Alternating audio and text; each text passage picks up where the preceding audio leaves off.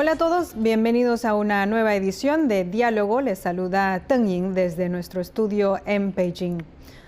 Hace poco se inauguró en Brasilia, capital de Brasil, la cumbre de líderes de Sudamérica. La reunión fue convocada por el gobierno brasileño y presidida por su mandatario Luiz Inácio Lula da Silva. Asistieron a la cumbre los líderes de 10 países sudamericanos, entre ellos Argentina, Chile, Colombia, Ecuador, Venezuela, Bolivia, Guyana, Uruguay, Paraguay y Surinam, así como el presidente del Consejo de Ministros de Perú en representación del presidente de su país. Tras la reunión, todas las partes acordaron mantener un diálogo regular y una voz sudamericana en asuntos globales, al tiempo que firmaron el Consenso de Brasilia. ¿Cómo reforzarán los países sudamericanos la cooperación e integración regional? ¿Que el organismo UNASUR se revitalizará? ¿Cómo se desarrollarán las relaciones y la cooperación entre la región sudamericana y China en la nueva era? Acerca de estas cuestiones nos complace invitar hoy a Sergio Rivero a compartir con nosotros en línea su análisis. Sergio Rivero es especialista en cooperación internacional y director de la Cátedra China Contemporánea de la Secretaría General de la FLACSO, Facultad Latinoamericana de Ciencias Sociales. Bienvenido, Sergio. Hola. Muchas gracias, un placer estar acá con ustedes. Gracias. Primero, en la cumbre celebrada en Brasilia se reunieron 12 líderes sudamericanos, lo que supone la mayor participación desde el año 2014. Además de esto, ¿cuáles cree usted que son los otros aspectos del evento que merecen la atención? Bueno, como bien lo decís, es un hito en los procesos de integración regional que en este momento se encuentran en sus mínimos históricos. Entonces es un elemento importante a considerar. Ahora, esto es una propuesta que nace de y para Sudamérica, lo cual también es importante destacar. Sentar a 12 líderes políticos de la región en una misma mesa a dialogar sobre múltiples retos que tienen en el entorno internacional en este momento y que afectan a Sudamérica y sobre las necesidades que tiene esta región, que debemos recordar es una región heterogénea, plural y diversa. Dicho esto, me parece que es muy importante reconocer la habilidad que tuvo el presidente Lula para articular esta reunión y refleja esto además un interés de Brasil por recuperar esos espacios de liderazgo que había perdido en la región. Un resultado sumamente positivo es que lograron acordar esta declaración, como bien lo mencionas, en las que se comprometieron a diseñar una hoja de ruta para supervisar una mayor integración y mayor cooperación regional. Sí, me parece que es de suma importancia resaltar la voluntad, además de mantener el diálogo regular para impulsar la colaboración y así poder proyectar una voz sudamericana al mundo. Así es, también usted ha mencionado que es una hoja de ruta importante, el Consenso de Brasilia, que lo firmaron después de la cumbre. Entonces, ¿nos podría hacer un breve resumen cuáles son los principales puntos del Consenso de Brasilia y cómo lo interpreta usted? Es un gran primer paso, que se vuelvan a abrir los canales de comunicación entre los estados sudamericanos, porque eso abre la posibilidad para encontrar caminos de cooperación en temas específicos, como bien lo señaló el excelentísimo canciller chileno Alberto Van Claveren. De los principales puntos que encontramos en esta declaración, me parece importante resaltar esta visión común de América del Sur como una región de paz y de cooperación. El hecho de que también reconocen que el mundo se enfrenta a múltiples retos, incluyendo la crisis climática, amenazas a la paz, a la seguridad internacional, presiones sobre las cadenas de alimento y energía, riesgos de nuevas pandemias y también el aumento de las desigualdades sociales. Sí. Y en esta declaración concordaron que la integración regional debe ser parte de las soluciones a todos estos desafíos. Mencionan varias áreas en las que la integración puede ayudar, como la promoción del desarrollo económico y social, la lucha contra la pobreza, la gestión de migraciones, la acción climática, la transición ecológica y energética, entre otros campos. Además, se comprometieron a trabajar por incrementar el comercio y las inversiones entre los países de la región, mejorar la infraestructura y la logística, fortalecer las cadenas de valor regionales y facilitar el comercio.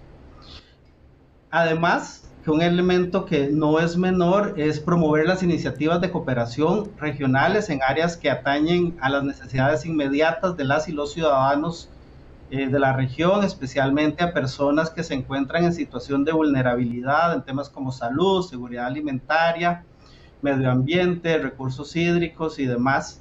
Y por último, y no menos importante, como te decía anteriormente, es comprometerse a darle continuidad al diálogo. Y esto es fundamental para poder construir una integración regional que sea inclusiva y que le pueda dar seguimiento a estas propuestas que ellos mencionan. Claro, justo como lo menciona usted, es la cumbre más importante de la última década en su tipo. El presidente en esta cumbre, el presidente brasileño Lula da Silva volvió a reclamar una moneda común sudamericana que desafíe la hegemonía del dólar estadounidense. ¿Por qué quieren desdolarizarse los países sudamericanos según sus observaciones? Vamos a ver, crear una moneda común sudamericana tiene varias motivaciones. Efectivamente, una de esas es apoyar los procesos de integración económica. Con una moneda común se facilita el comercio y la inversión entre los países de la región, elimina los costos de transacción asociados con el tipo de cambio, y esto podría impulsar el crecimiento económico de la región. De cierta forma, la idea de desdolarizarse es buscar un poco de autonomía monetaria, ¿verdad? Entonces, esta idea de una moneda común le permite a los países sudamericanos, o le permitiría a estos países tener mayor control sobre su política monetaria, especialmente aquellos que están dolarizados oficialmente, como el caso de Ecuador, por ejemplo, donde sus políticas monetarias están determinadas por las decisiones de la Fed, de la Reserva Federal de los Estados Unidos. Entonces, esta moneda común les permitiría tener un poco más de control sobre los aspectos como tasas de interés o inflación. Y esto permitiría o les ayudaría a tener una mayor estabilidad económica, ¿verdad? Esta moneda común, podríamos pensar, proporciona una mayor estabilidad económica al proteger a los países, o ayuda a proteger a los países de la volatilidad de los mercados de divisas y de los posibles shocks externos. Pero como bien lo señalás vos, hay una motivación política también en esta idea, y es el desafío a la hegemonía del dólar estadounidense. De acuerdo. ¿Y a qué retos se enfrentarán los países sudamericanos si quieren establecer una moneda común entre ellos? Claro, esta es una excelente pregunta, porque te respondí la otra pregunta de una forma un poco más teórica, pero ¿cómo llevamos esto a la práctica? Y aquí es donde están esos desafíos que vos mencionás.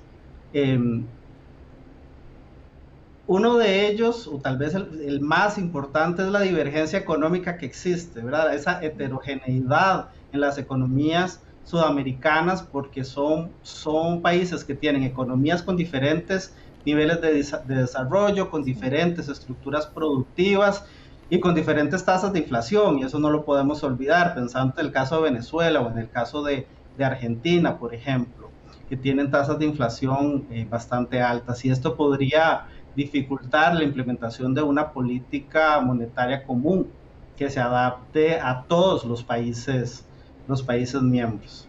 Ahora, tenemos que recordar que si se establece una moneda común, los países pierden su autonomía a nivel de política monetaria. y ceder este control de la política monetaria a una entidad supranacional que vendría siendo tal vez como un banco central, como, ¿verdad?, como el caso de la Unión Europea, significa que los países ya no pueden utilizar herramientas para la administración, por ejemplo, de las tasas de interés o la emisión de moneda para abordar problemas coyunturales que tengan, y esto podría generar también cierta reticencia a los países para ceder esta autonomía. Requerirían además una política fiscal de cierta forma coordinada, porque las economías tienen que mantenerse ciertamente estables, acordar límites, por ejemplo, a nivel del déficit fiscal o de la deuda pública, para evitar que hayan desequilibrios macroeconómicos en los países miembros, y tal vez implementar algún mecanismo de solidaridad política y financiera, ¿verdad?, en caso de que hayan países que tengan ciertas situaciones complejas, que todo el grupo pueda ayudar a implementar tal vez algunos mecanismos de transferencia fiscal. Pero entonces, como te decía, necesitarían tener una preparación institucional, es decir, generar todo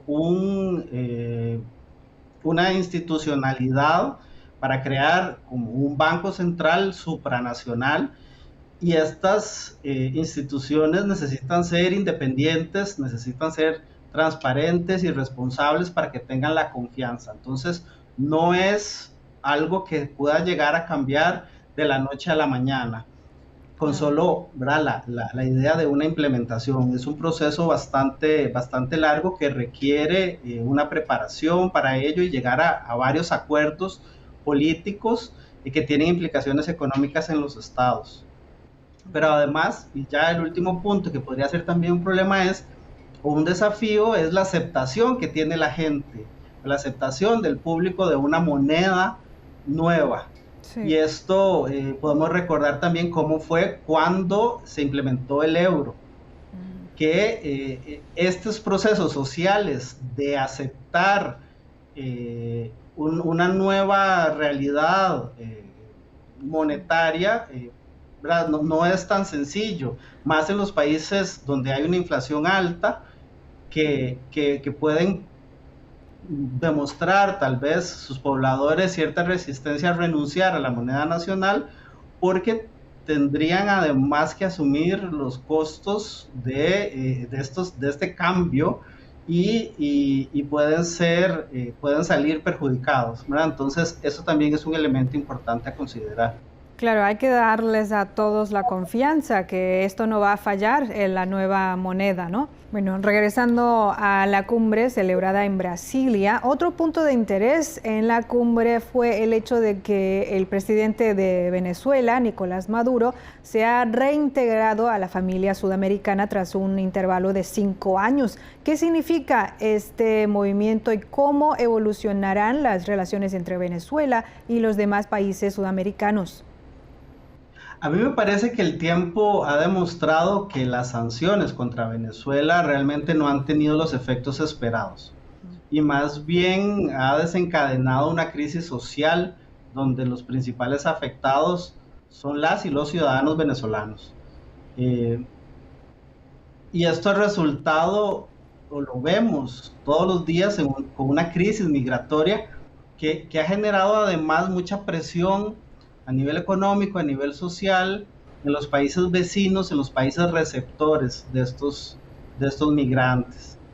Eso sí me parece que es un punto importante de rescatar. Ahora, incluso antes de esta reunión, por ejemplo, el caso de Colombia ya había restablecido las relaciones con Venezuela como parte fundamental de su política exterior de buena vecindad, donde se privilegian las buenas relaciones con la comunidad internacional independientemente del signo político de sus gobernantes.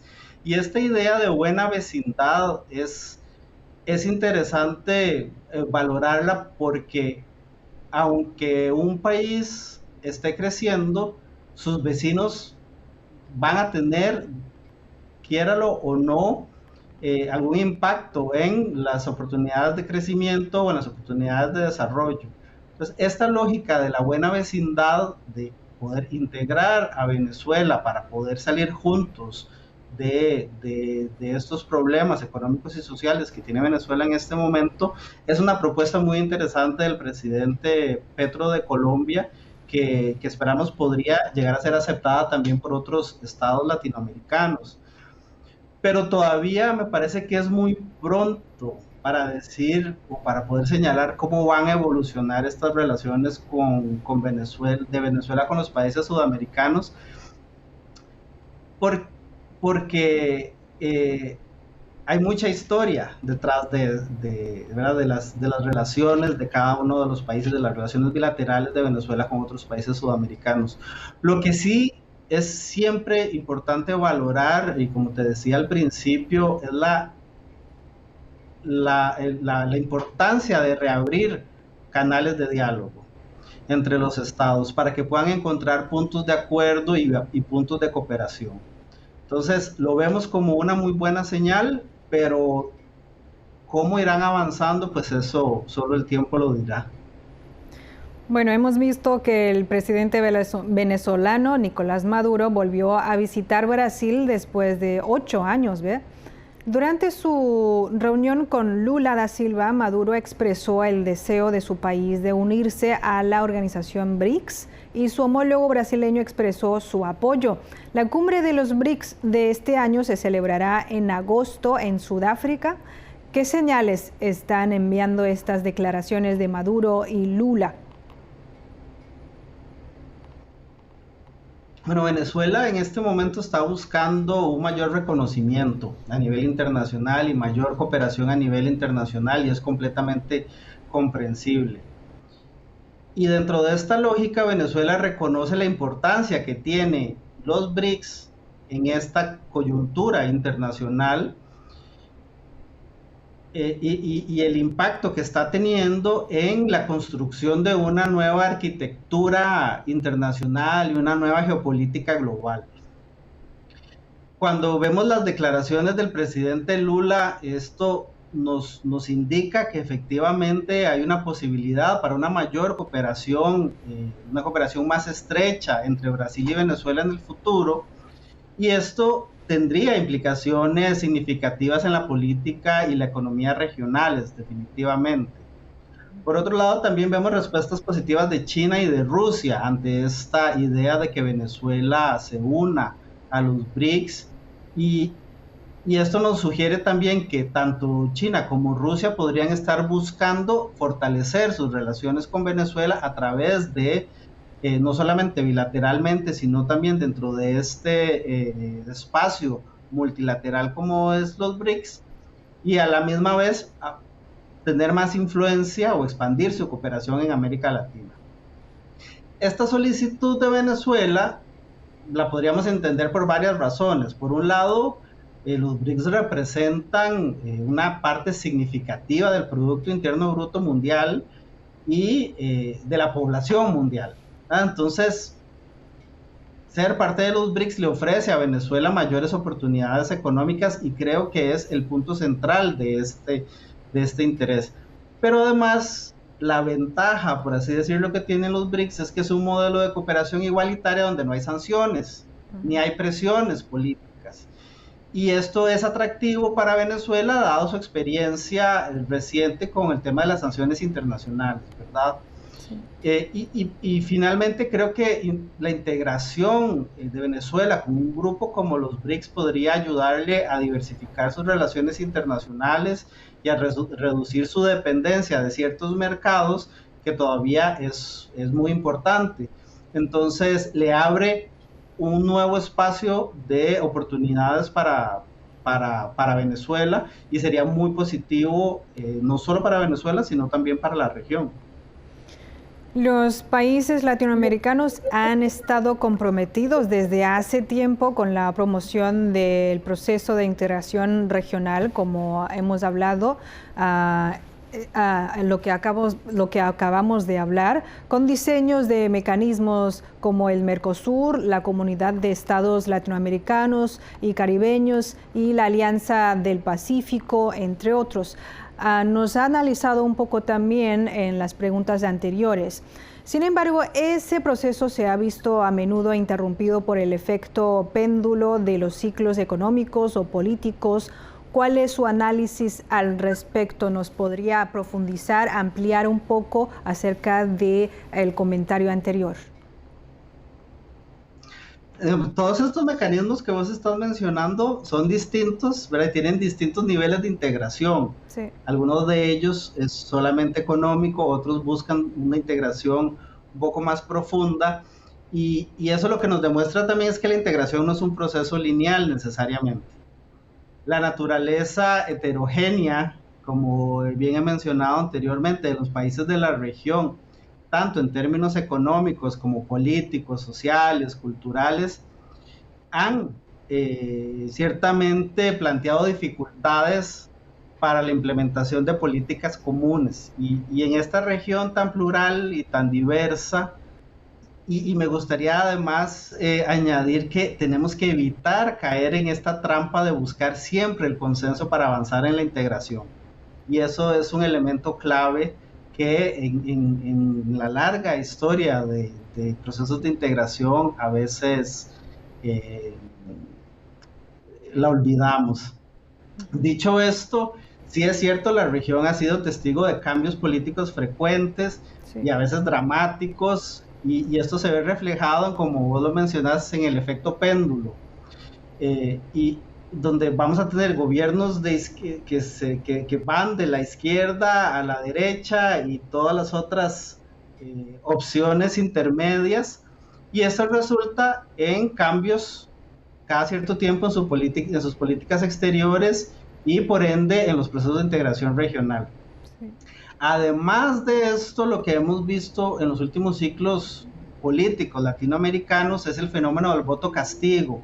Me parece también que es importante analizar, porque ha sido un fenómeno que le da, por así decirlo, a las y los electores una forma de manifestar su descontento con el gobierno de turno, con las políticas que ha implementado este gobierno de turno. Entonces, todo este fenómeno está relacionado a la inestabilidad económica, a los altos niveles de inflación, al desempleo, a la pobreza, la misma percepción de corrupción que tienen las y los ciudadanos sobre su gobierno, y todo este descontento social que genera con temas como violencia, la inseguridad y la falta de servicios básicos, inclusive. Sí. Y dado que la política interna está estrechamente ligada con la política exterior, estos cambios constantes de signo político en los gobiernos latinoamericanos afectan directamente los procesos de integración, principalmente aquellos que tienen un fuerte componente ideológico, como te mencionaba en el caso de la UNASUR. Y por esta razón a mí me parece que es fundamental que cualquier mecanismo de integración busque mecanismos que le permitan blindarse ante estos vaivenes políticos y que le permitan construir una institucionalidad fuerte y efectiva para poder mantenerse en el tiempo. Mientras el Occidente se ha aferrado a una mentalidad de Guerra Fría y Estados Unidos ha seguido promoviendo un juego de suma cero e intensificando la competencia geopolítica, la cooperación entre China y América Latina y el Caribe ha seguido floreciendo. ¿Cómo ha contribuido la cooperación práctica entre las dos partes al desarrollo económico de la región de América Latina y el Caribe? Nosotros en las investigaciones que realizamos en la Cátedra de China Contemporánea hemos señalado varias veces que las relaciones sino-latinoamericanas no se pueden generalizar y al contrario son multinivel y multidimensionales. En estas últimas décadas lo que hemos visto es que las relaciones de China con nuestra región se han ido ampliando, se han ido profundizando, principalmente en el campo económico, pero también en el campo político y en el campo cultural, con mayores intercambios entre personas, que siempre es algo positivo. Pero principalmente ha sido el campo económico, mayor comercio bilateral, mayor inversión extranjera china en los países de la región, y también vimos nacer el foro China-CELAC, por ejemplo, que es un ejemplo de una integración o de una intención de generar una integración más profunda de China con la región.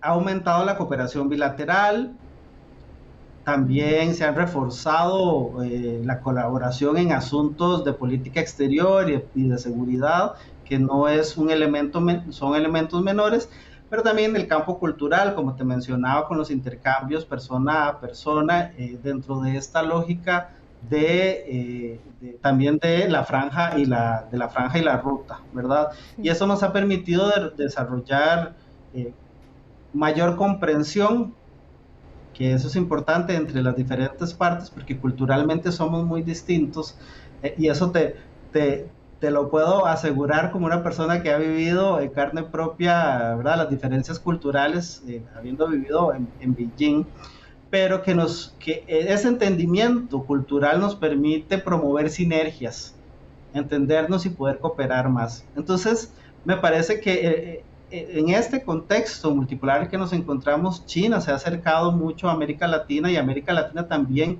ha buscado acercarse a China en diferentes ámbitos, y es indiscutible que China se ha convertido en un nuevo socio comercial y de cooperación muy importante para la región. Bueno, una última consulta. Usted en su momento ha mencionado también la iniciativa de la Franja y la Ruta, que ha contribuido a las relaciones entre China y América Latina. Este año se cumple el 10º aniversario de la iniciativa de la Franja y la Ruta y el 5º aniversario desde que el entonces canciller chino Wang Yi propusiera que América Latina es una dirección importante para la extensión natural de la ruta marítima de la seda del siglo XXI. ¿Cómo valora usted la cooperación entre China y América Latina en el marco de la Franja y la Ruta durante estos últimos años? Propuestas de plataformas multilaterales, como es el caso de la Franja y la Ruta, que ofrecen oportunidades para los estados, para los países que quieran ser parte de esta plataforma. Es lo que nosotros llamamos de cierta forma un bilateralismo de plataforma en las relaciones de China con el mundo. Entonces, una plataforma como la Franja y la Ruta le ha permitido a los países que han firmado el memorándum de trabajar activamente con China para promover esta iniciativa, y esto ha producido una cooperación en diversos sectores, ¿no?, como el comercio, la inversión, la infraestructura, energías limpias, comercio agrícola, que es muy importante para América Latina, y en todos estos sectores donde existe una gran complementariedad entre China y los países que forman parte de la Franja y la Ruta, los países latinoamericanos que forman parte de la Franja y la Ruta. Pero también tiene otro elemento que no es solamente económico, y esto a mí siempre me parece importante señalarlo, que no podemos pensar que las relaciones son solamente económicas, y ese es que esta plataforma también ayuda a promover el intercambio académico, por ejemplo, el intercambio persona a persona, los intercambios culturales, y eso ha permitido un mayor acercamiento y entendimiento mutuo, que siempre va a ser muy beneficioso para todos los países involucrados.